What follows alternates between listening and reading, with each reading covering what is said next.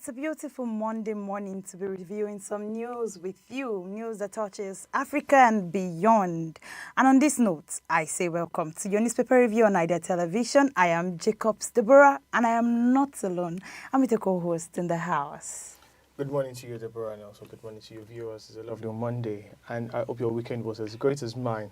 It's the newspaper review. How was your weekend, by the way? You said it was as great as yours. What did you do during the weekend that is so great? I guess you don't want to go into details. Okay. Let's look. Let's first check what is driving in the tech world. A very interesting topic to be seeing. We see that MTN set to shut down 2 gig, 3 gig service in Ghana.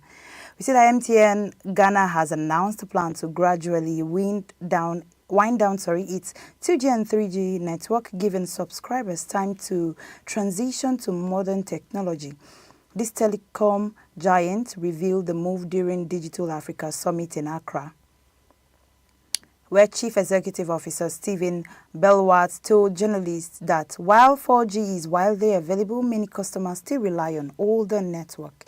He said this decision is aimed at improving efficiency and aligning with the global digital trend, as well as MTN, Ghana's largest mobile operator. He also stressed that the phase-out will not happen abruptly. The company pledged to adopt a step-by-step approach. Official says the plan will balance modernization with customers' need, and this marks a major shift for Ghana's telecom landscape. Okay, so why they're doing this is to free up network spectrum as well as space that is used by the older network. That's the 3G and the 2G network that we know. And the current situation is that some people are still using this 3G in rural areas and the 2G network, which would not really benefit them. And the reason why they are using this, according to them, is that they're not using phones that can carry the 4G and 5G network for now. And Ghana telecom officials have said, okay, we understand what you're going through, but we're giving you time. We will not just bring it. It won't happen abruptly. We will take it step by step. We'll introduce it to you step by step. We've told you what we want to do. So you should start getting phones that can carry your 4G and 5G network so that it will give space for these networks instead of still using 2G and 3G network, which is actually taking more space than this 4G, and it's not allowing the 4G users have their full network in usage. And now, I like the fact that Ghana wants to try to walk into the tech space because, of course, I can't even imagine people are still using 2G and 3G network in Nigeria here. And but funny enough, you would find out that it's actually happening in Nigeria, and we are pointing at the rural areas. We want to see that even as the urban areas are walking into a technological space, the rural areas will not be forgotten or left behind in it. Yeah, I mean, the goal is to carry everyone along. Yeah. And personally, I would say that taking this step would actually increase the digital divide, because already there is a digital divide between the urban and also the rural areas. And now you're taking their only access to the digital world away from them, which is the 2G and also the 3G in some cases. Now taking it away from them, what becomes of them? What are they expected to do after now? How exactly would they connect to the rest of the world digitally? Meaning that you're kind of taking a part of their world away from them. And already we have an existing issue as regards digital gap. Now we're going to increase that even more again, have it broader now than what it used to be before. So I feel like, and it all boils down to the fact that it means that in the very first place, there were not enough developments done in regards of the 3G and also the 2G before transitioning into newer broadband like the 4G and also the 5G. But it is, you see, all of these things shouldn't be even be in discussion of trying to remove the 2G. You understand? If you still have subscribers using all of these things, then you should still be able to meet their demands and all of that. That's the point. That's why you are a service provider. You are not a service provider because you want to kick some people away off the internet. Basically, that's personally, I don't feel like that's a good idea. But again, if it like they said, they are looking for a way that people would stop using, mobile phones that can only afford the 2G and 3G networks. They are looking forward to people moving from the normal button phones and the question is that how much, how People accessible are actually- all of those phones? Because you see, it's a lot of things to discuss when it comes to all of these things. Because in fact, I think in Africa, I think it's one out of a number of households that has a laptop, for example, or a computer system, meaning that in rural areas, you see people that families that are without laptop or any computer or whatever, or even smartphone in some cases. So it's the digital divide is wide already in Africa. We don't want to increase that gap. The goal is to cover all of these gaps and not widen the gaps. Well, I think Nigeria is already looking into that. We see that Naira strengthened to $1,514 nears 5-month high. We see that the Nigerian currency recorded a strong rebound last week, trading at 1,514.86 naira per dollar. And on official market, according to the data from the Central Bank of Nigeria, this marks a Naira highest level since March, when it closed at $1,512.30. The recovery, which began September, saw the local currency approach. Now, this, like we said, if this particular idea from Ghana comes into Nigeria, is going to, for now, especially now in this period of time that Naira is actually lessening when it comes to dollar compared to dollar, it's going to work a lot because, of course, phones will be made available and in a cheaper rate. Importation of phones and all of that. So I think that Nigeria should take advantage of this opportunity that has come before it actually slips away, and also see that it doesn't slip as fast as it came, because I think that's the problem we have in Nigeria's Naira. I mean, it's really nice to see that Nigeria Naira is once again gaining momentum, and you know it's very nice. But there are factors behind it, and also there are also reforms around it.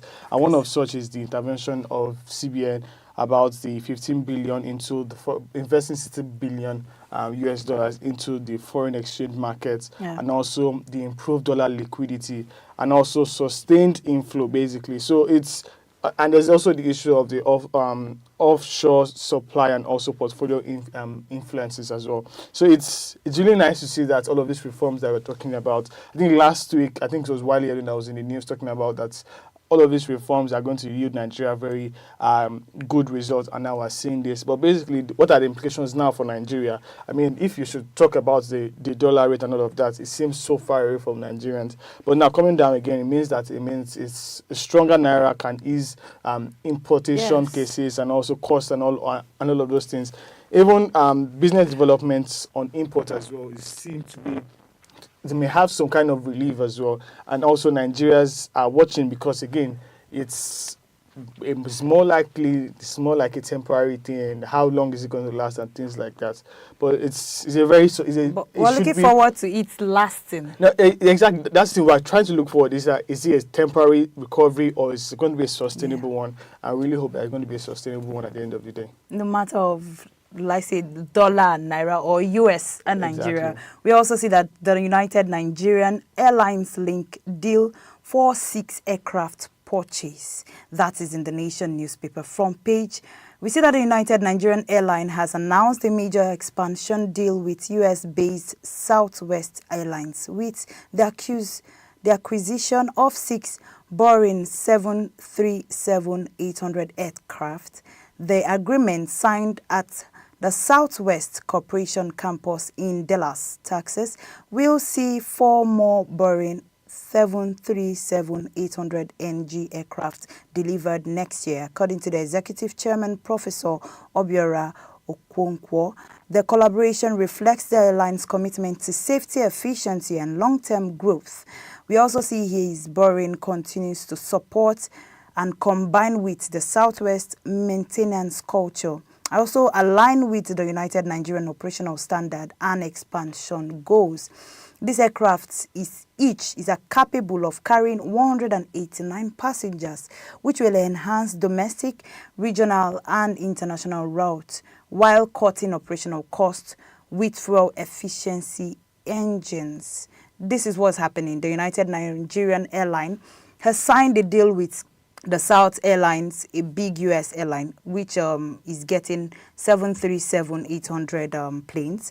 They plan to add more as time would come by 2027. If we are looking at it, we'll be adding like more extra, like 10 planes to the ones they are already planning to do right now.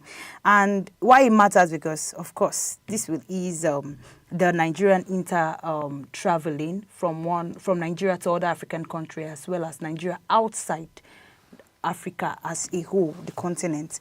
And this will actually also help businessmen. You know, I like looking at it from people who do business, angle, the importation and exportation, people who deal with businesses that comes by flights, and every other person would actually get from this also.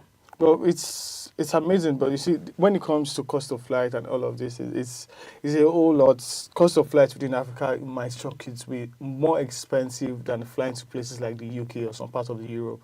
Like talking about moving from Nigeria to Rwanda, from Nigeria to South Africa, and even in some cases from Nigeria also to Ghana. They're usually more expensive than flights that go outside of the continent, and it shouldn't be. And that's what that discuss as regards reducing cost of transportation within Africa. And because again, we're looking at now, I guess this year is a year of Africa looking inward. We're looking so much as regards trying to ease trade within Africa, ease travels within Africa and all of that. So I feel like in the coming days we should be expected to see drops in all of these charges. But however, another one that we should also be talking about is also cost of travel within Nigeria, especially when you're flying. I mean, it's very expensive now. I mean, far back as 2019 or thereabouts, I remember that if return tickets then was less than 15,000. That's from like probably Lagos to Abuja. But now, return tickets is probably like 200 and something thousand, or some, and in some cases 300,000. Sometimes last year December, just a one-way ticket was around 250,000 naira. So it's a whole lot really. But so we should be looking at. It's not that fine. A good one for United Nigeria. Obviously they'll have more travels now. All of these things, fine, that's good. But what should be in the discourse as regards all of this is how to reduce cost for citizens as well, and what exactly is actually making all of these things, increase in the price ticket and all of that. Well, it's a whole lot of conversations that should be discussed. Okay, I think that was one of the things they mentioned that would actually happen, the reduction of costs for inter-African flights from Nigeria to other African countries, as well as, like I said, I mentioned the business trade and all of that. If cost will drop, of course, people who are importing and exporting inward Africa would also reduce costs. And this would actually affect so many things in our economy. Reduction of some goods that we get, reduction of price. Now, the problem I see in Nigeria, you know something about marketers, will I say entrepreneurs? Once a price go up, it's so hard, even if the wholesalers reduces price, it's so hard to see it come down back again. What do you think? Because that's what I see every day. Once it goes up, it's hard to come down. I was trying to hope that you don't ask for that question, but it's more of a case of once it's up, it just keeps going up. Yes. And it's all boys. It's just how. It shows how much of a capitalist economy that we are. Exactly. So it just depends. It means that we need to look for ways also to regulate the market and also prices of things. I think that's one of the things that the tax reform should address. I really can't remember now off my head. But I feel like that's one of the things that it has to. Again, they've said that tax reform might not even kick off in January next year, but let us see. By next year, whenever it kicks off, we'll see what exactly it used for. Okay, we'll be going on a short break. When we come back, we'll be diving into other news. Stay tuned.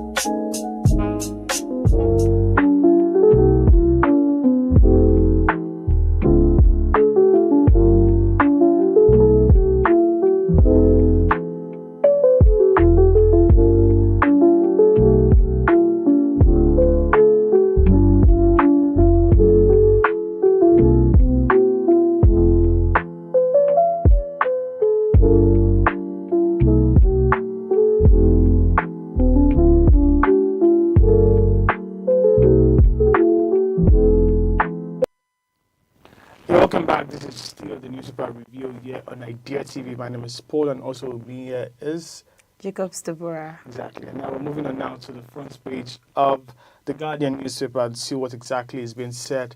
On the front pages this morning, on page 3, we see here Dangote and Nupeng face off. Federal government urges caution. That's on page 3. Still on page 3 as well, there's a story of Sowore CSO pushback as DSS asks X to delete anti-Tinubu tweets. And on page 4, we see a story from the custom saying that custom exempt about $300 parcel from tax as cargo owners decry duty payment disruption. Meanwhile, on page 5, we see here that mayhem as Stog invade rally for Obi Revival in Lagos rally, and that's on page 5. Meanwhile, on page 29, we see that prominent Nigerians push for electoral reforms ahead of 2027 polls. Meanwhile, as regards insecurity in the north, we see here northern leaders demand state of emergency and also sack of service chiefs. That's on page 6. On page 8, we have the story from the Nigerian army saying that army neutralizes 4 terrorists, arrests 64 suspects in nationwide operation. And on page 29 is the story as regards education. As you see the minister's face, they're saying that parents groan as schools resume. Imo outlaws some practices. That's on page 29. And on page 18, we see that Leadway Holdings announces acquisition of PAL pensions. And now the big story here says that National Grid faces 5.6 trillion revenue loss as premium customers exit. And then there's a breakdown here to say that federal government total subsidy liability stands at about 5.6 trillion as of August 2025. And then also we'll see here that in 2025 alone, Jigawa, Zamfara, Lagos, Delta, and Katsina already signed renewable energy deals with federal government plans to remove its agencies from the grid, leaving the national grid with household without capacity for solar or business without gas-fired plants. And also here, it's a whole lot of story as regards power sector this morning. So I think the main story here is the fact that the power sector at the moment are running on losses, and the losses are so much big. That's about a whole lot, mounting debt on their head, and now we are seeing major stakeholders, major sources of income basically, are now going off grid, having signed deals for renewable energy and things like that. So it is, it's painful to see your customers go down the line, and all you just have to depend on is premium household lights and things like that. Well, in 2024, the NERC licensed about 46 off-grid projects, meaning that there are some people who at the moment now do not even get their power supply from the national grid. And it's very interesting to see. And now we're seeing kickbacks as regards, okay, now that all of these people are off the grid, we are running at a loss. But again, it's a very it's a dilemma in the real sense, because if you say you're going off grid, meaning that most likely in some cases you're able to get power supply 24/7, and that is very, very lovely if you can do that. I mean, if you can sustain it, then fine. And also there is also the case of, because of, I mean, I think in Nigeria alone, we have quite a million of people that don't have access to basic electricity. They don't have light. They don't even think of having an electricity power supply in their houses at all. And so seeing that, I mean, the off-grid are solutions to things like this, and also see that they are kickback against this particular off-grid, I do understand that they're running at loss. But regardless, we need to also because I do understand that some federal agencies as well in places like Lagos, Katsina, just like I've read, are going off the grid as well, meaning that, and they are usually the highest consumer of all of this power. A place like UCH now in Ibadan had about so much of debt that they were owing all of these distribution energy supplying companies, and now they are, imagine a place like that who pumps in so much money to them now goes off grid as well, meaning that they're going to be running at loss, and that is what they're complaining about this morning as regards how they are going at loss. And also, federal government has been paying subsidy, however, and I think I should also mention that Bandai's cost of electricity has also gone up as well. Okay, so me, I always try to look at it from the economic point of view. Of course, with this, we know that the economy is going to still rise again. The whole exporting and importing news that we had that was so nice and beautiful would look bad now, because if entrepreneurs are pushed to actually supply power, have their own power supply, or try to supply electricity for themselves and for their use, of course it will affect other things. Their goods, the cost of their goods, Yes. the people who are buying it, it will affect them too. So we are trying to reduce and cut some cost when it comes to economy and make the economy of Nigeria better. And we are seeing that other things are even pulling it down. So at this point, it raises a question of, what are we doing? Are we trying to work on the economy that we are already trying our best from other points of view? Or are we trying to draw it down again? We're like patting ourselves on the back and beating ourselves again on that same back, and it's not nice. I want to come to a point where all of this will be sustainable in Nigeria. I mean, sustainable solutions are one of those things that are in discourse at the moment. We need more sustainable solutions to all of our problems. I guess we'll move on quickly to the Punch newspaper this morning and see what is being said at the Punch newspaper this morning. It starts with a story from CBN. It says that lending rates may fall as inflation increases. That's what CBN is saying. That is from Cardoso. And also on page 9, we see that Accountant General plots to preempt Supreme Court set to pay Osun local government fund to court sacked APC chairman, councillors. NULGA cries out. That's on page 9. Also on page 14, we see here that Natasha to resume Senate after London's trip. That's what our lawyer is saying this morning. And also the story that he took earlier this morning, talking about the Naira strengthened to 1,514 US dollars, nears 5 months high. And that's on page 23. And also we see here a picture of a Ukrainian government building in Kyiv that is on fire following an overnight attack by Russia, which is a very sad one right there. And finally, the big story on page 21 is the story of Nupeng versus Dangote. It's a war right there. As union insists on strike, and also they meet federal government and others today.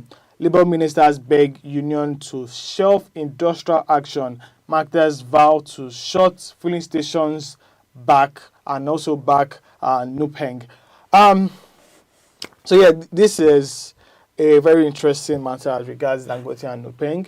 Nupeng has been in the news since Friday, saying as regards how Dangote and also I think Dangote as well has monopolized the market, and you see it is very interesting. And for me, it's more about, you used to be the owner of this market before, and now there's someone else that has come to the game and has probably cut your share out of it, and now you are now crying for your share back because you want your fair share back again. But well, I do not still understand all of this, but it's more of a story of, we don't want just one man to wake up this morning and see that price of oil is going up, price of oil is coming down. I do accept with that, however, but the point of, I would always say that we shouldn't just go on strike once we don't feel satisfied with something that goes on. Like, we shouldn't be strike at the very first instance.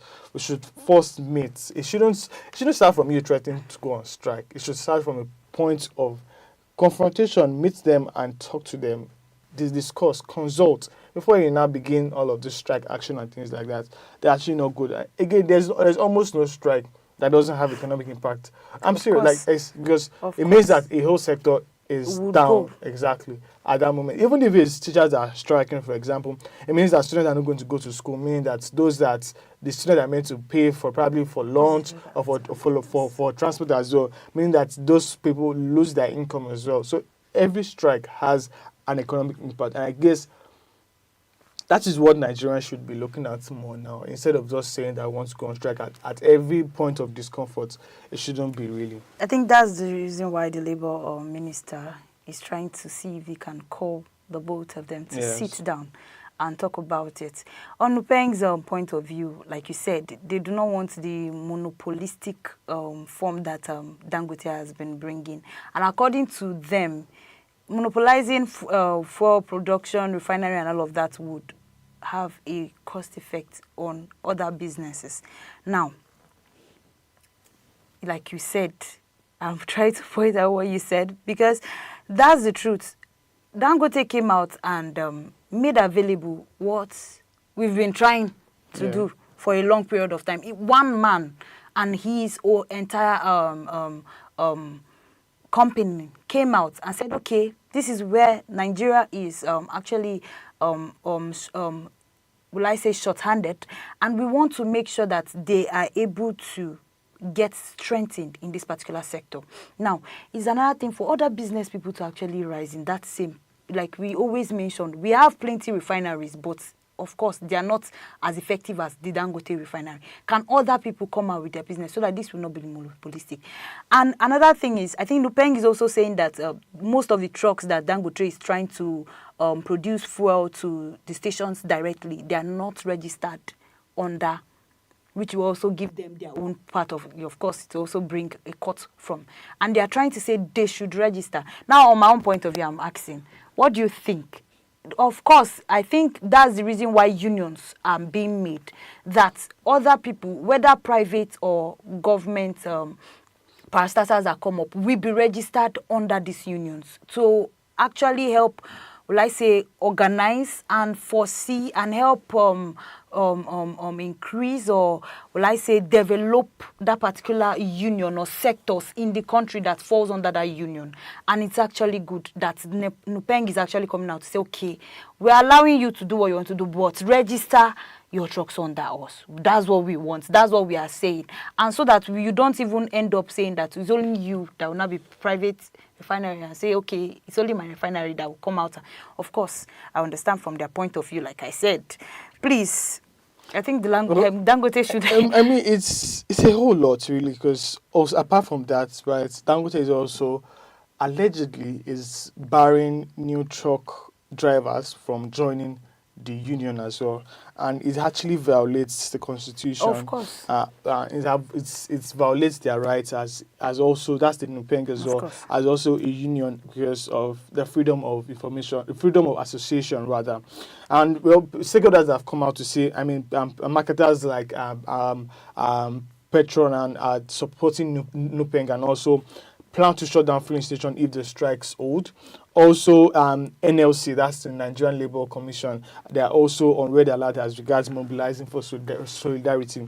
And also, we have statement from persons like Femi Falana coming out to say that what Dangote is doing and also what he's saying is unconstitutional. It violates the Constitution, it violates the Trade Union Act, and also international convention. And so I do understand that's fine. It's monopolizing the market, but you see, if you are monopolizing the market, that's already enough. You shouldn't have to go to as far deep as trying to control the trucks, control the people, control the union, and all of that. So I think that's where our federal government should actually step in and actually intervene. And also, I mean, there has been statement as well from the Minister of Labour, who has summoned both parties for a reconciliation meeting today. And like I said before, if these parties have just gone to the federal government at first and not start from the point of strike, probably they won't even be in the news today. Because I mean, on Friday they were in the news, on Saturday they were in the news, on Sunday they were in the news, and today again this morning they're also in the news. So it shouldn't be, if they had just gone for the very first thing, instead of making the noise first and then not call you back inside to talk, it really doesn't work that way. Nigerians have a belief system that strike causes, or will I say brings, or attracts attention. No, I think there have been a misconception as regards strike, because they do not understand that, okay, for example now, if that should be the last if at the moment now they go on this strike, meaning that filling stations are also going to close down. Of course. So on their own parts, they lose the money that are meant to make today. That's one. Number two, it causes hardship for people, because once at any point in time, once there is scarcity of fuel or anything, prices of transport goes up. People are crippled, not able to move around. Then there's black markets that sell by the road, and usually sometimes they sell at the treated fuel. Like a number of issues here, like, and also there's also how it will cause hardship for some people. Some people that depend on buying fuel to live their lives, probably for transportation, and also to get power supply in their houses and things like that. So if you're saying you're closing a filling station down, even if it's just for 2 hours, it has its impact, because already there's going to be that panic already everywhere. And there's also the issue of I didn't go out so much yesterday to see how filling stations were like yesterday. But I also do understand that even with stories like this that looms around, there's usually the panic that comes even before it actually happens. So, and This is a force for people who are using who are looking at for transportation business to actually start looking into CNG. well, let me also remind that the subsidy on CNG was removed sometimes last week. Of course, So yes. I think CNG now is now around 300 Yes, or so yes, yes. I heard thereabouts. that So story too. that has also gone up. Okay. That we actually discussed that last week. We Exactly. were looking into that, but don't worry. We're saying that the government, they have reasons why they're doing that. not to look into that story. Let's look at the Nigerian Tribune front page, where we see the Nigerian exempts goods valued $300 from customs port duty in page 6, and beside it, Afribank BOA seals $1 billion deal to support Nigerian farmers and SMEs. We also see the big headline that strike the Nupeng adamant as federal government calls for talk, urges truce. That story we just looked into. We also see beneath it in page 5 that Nigeria in grip of full-blown security emergency, Obi has come out to say, Peter Obi. We also see in page 5 that Atiku decries Borno Boko Haram killing. We must race to confront menace, he says. In health, we see artificial sweetens age brain 62% faster, linked with the cognitive decline in page 4. Going back to the story on the Afribank BOACU's $1 billion deal to support Nigerian farmers SME, we see that the Afribank Export-Import Bank, that's Afribank, the African Export and Import Bank in full. We see that they have partnered with Nigerian Bank of Agriculture, BOA, in a landmark $1 billion agreement to support smallholder farmers and SMEs. The deal was signed on the ongoing Intra-Africa Trade Fair 2025 that is aimed at boosting food security, productivity, and inclusivity in economic growth. Speaking after the signing, we see the African Bank Executive Vice President, Mrs. Kanayo Awoni, highlighted that the challenge SME faces is limited to access of capital.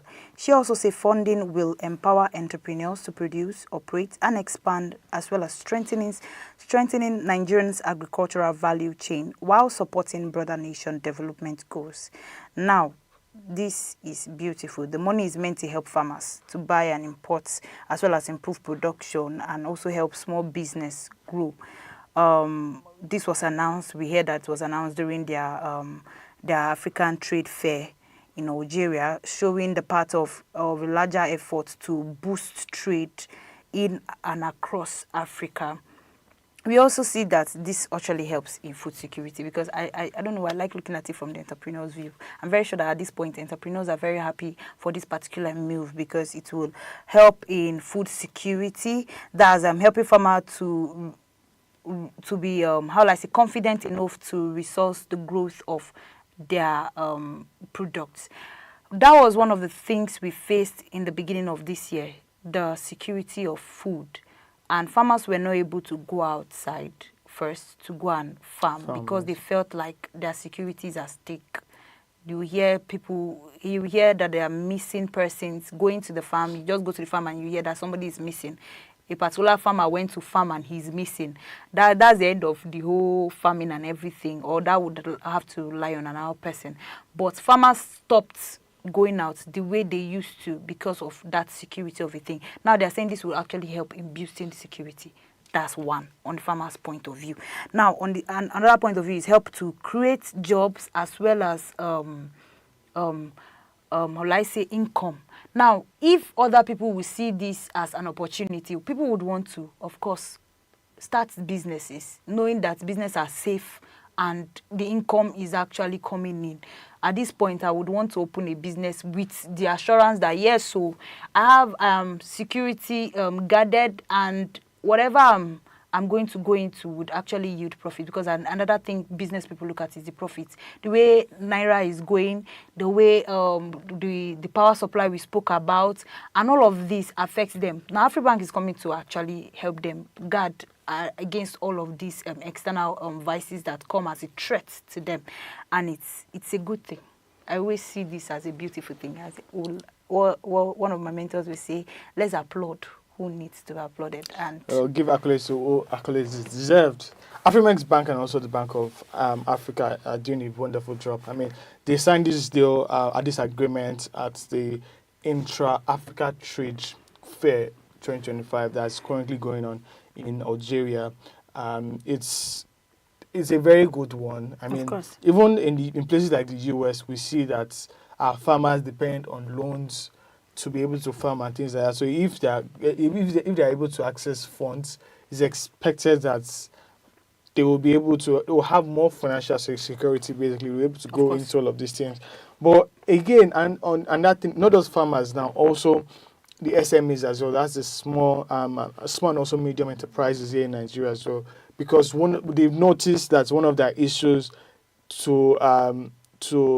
one of the issues basically is access to fund. They have poor access to fund, talking about both farmers and also the SMEs. So that is why they're trying to look at financing it, helping them more, trying to, $1 billion is a lovely deal. I mean, and it's actually great to see. And also another thing that this agreement is looking out for is also to ensure that Nigeria becomes an hub for economic collaboration here in Africa, because that's one of the points of this fair that is going on at the moment now in Algeria. We've seen people from across different walks of life, entertainers, businessmen, business holders, investors, regulators, policymakers. That they've all been there. I think since sometimes that's when they started, and it's really nice to see that something like this is able to come forth from this fair, and we're expecting more and more things like this. But the goal here is at the end of the day, and I think one other thing again I should also look out for is also for farmers as well, because if we could find a way, because I do understand, as I think it was also in the news, about how we lost so much post-harvest, meaning that we have issues when it comes to storage. I was speaking with an economist from World Bank some months back, and he was telling me as regards how usually, even after farmers harvest all of this, their crops from the farm, there's always the issue of how they store it, because some of them don't have ready buyers already. So in the process of looking for buyers, they try to store all of these things, and their method of storage sometimes is not so good, and so all of these things goes bad. So we need to look into all of these things. I mean, Bank of Africa should do more research as regards how to store some goods to prevent us from having loss of goods after looking at post-harvest now. Yeah. So I mean, it's great at the end of the day. $1 billion is a lot of money that could help the agricultural sector and also the entrepreneurs here in Nigeria. Yes, this is a big financial boost for every Nigerian, farmers and small business owners in the country, to actually help them, support them, and also secure them. It's good to see that there's support and there's security at the same time. It's a beautiful thing. We've come to the close of our newspaper review. We were looking through some newspaper headlines as well as our tech news. If in case you missed some, go back and try to watch a rewatch of this program. Like I would always say, stay informed. There's only somebody that has good information that can be safe. So stay informed, stay safe. Bye for now from Idea Television. I mean, it's solely true, correct information that you could use to thrive in life. So you have to always stay informed. My name remains Paul.